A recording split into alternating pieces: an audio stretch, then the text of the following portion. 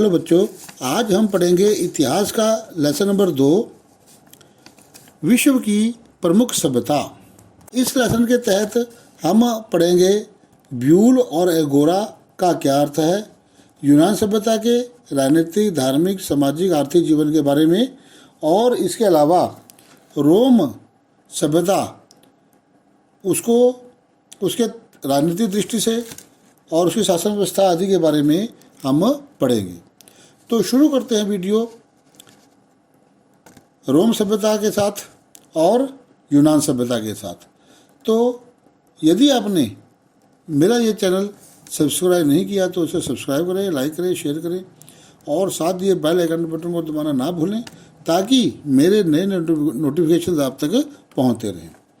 तो इस वीडियो में हम बताना चाहते हैं आपको लेसन नंबर 2 का विश्व की प्रमुख सभ्यताओं के अंतर्गत पहला प्रश्न, ब्यूल एवं अगोरा का क्या अर्थ है।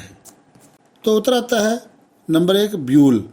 राजा अपनी परिषद के परामर्श से शासन का संचालन किया करते थे।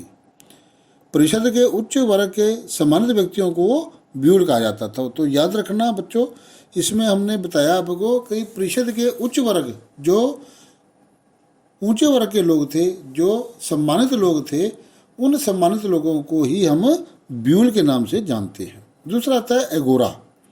यह जनसाधारण की आम सभा होती थी जिसे एगोरा कहा जाता था। दूसरा प्रश्न आता है यूनानी सभ्यता के राजनीतिक, धार्मिक, सामाजिक और आर्थिक जीवन की विशेषताएं बताओ। पहला आता है राजनीतिक जीवन। तो राजनीतिक जीवन में तो नंबर 1, राजा। यूनान में राजा को ईश्वर के समान माना जाता था। राजा निरंकुश होते थे, उन पर कोई भी संविधान या कोई अंकुश लागू नहीं होता था।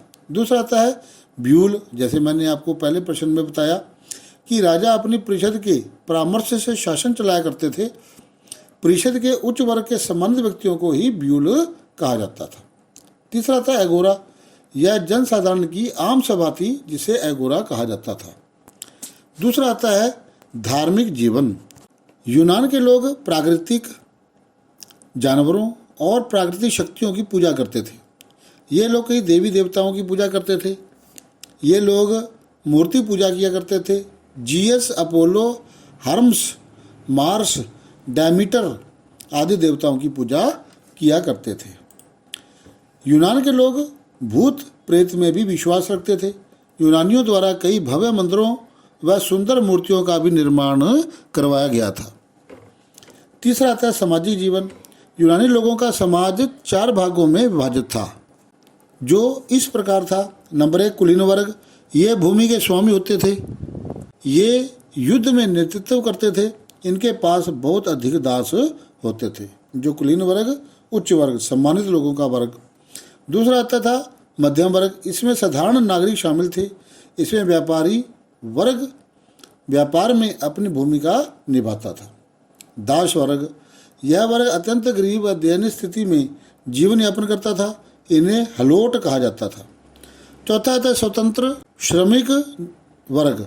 यह वर्ग स्वतंत्र श्रमिक वर्ग था। इसे थीटस कहा जाता था। चौथा आता है आर्थिक जीवन। यूनान का व्यापार व्यापक स्तर पर फैला हुआ था। अस्त्र शस्त्र बनाना, मिट्टी के बर्तन बनाना, फर्नीचर बनाना, शराब बनाना आदि इनके प्रमुख उद्योग थे।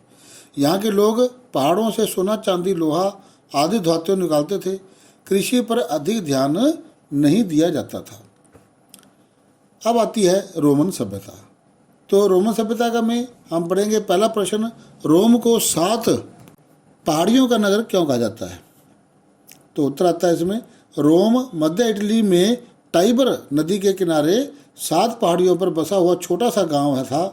7 पहाड़ियों पर बसा होने के कारण इसे 7 पहाड़ियों का नगर भी कहते हैं।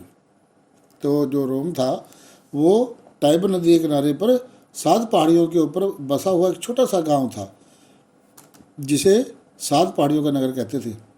आगे आता है रोमन सभ्यता को राजनीतिक दृष्टि से कितने भागों में, कितने कालों में बांटा जा सकता है।